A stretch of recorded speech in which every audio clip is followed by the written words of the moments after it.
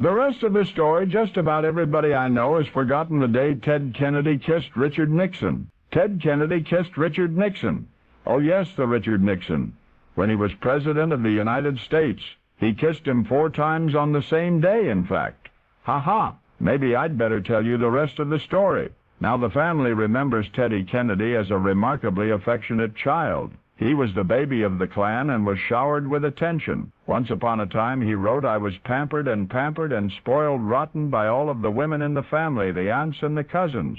But my mother never took her eyes off precious little me, her jewel, until I was 4 years old. In school, Teddy excelled at sports. He was socially charming and genial. His parents' social status and the fact that they lived rich did not interfere with his popularity among less fortunate peers. It was Teddy's religious mother who instilled in her son a keen social conscience and a color blindness that enabled him to regard all races equally. But the one thing Teddy's mother told him more often than anything else was that he was somebody special. Edward, you are blessed, she said. You don't have anything to worry about, Edward. You are blessed.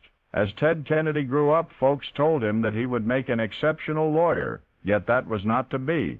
What he wanted was practical experience in Washington. So while he was still a young man, Ted sought government jobs first in the Navy Department and then in the State Department. Spoiled and even idyllic as his youth had been, Ted was always realistic about his advantages. He once said, I know exactly what to tell any budding young man who wants to get rich, though I, of course, was born rich.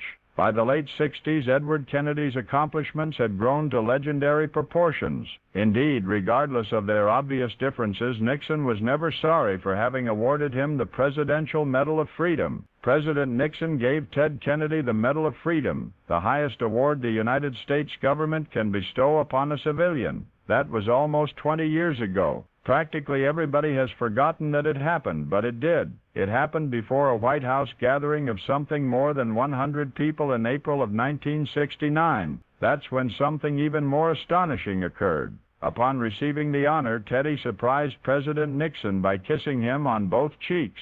Teddy Kennedy kissed President Richard Nixon. Ha! That's right. For who in the nation's capital at that time could have been deemed more worthy of the highest civilian tribute our nation can bestow? Who conceivably could have been deemed more worthy than Teddy, the Washington, D.C. hometown boy who had made some of the sweetest music Americans had ever heard? A man who had just turned 70, a man whose real name you never knew until right now. For this Edward Kennedy, this Teddy Kennedy, was called New Gellington. And now you know the rest of the story.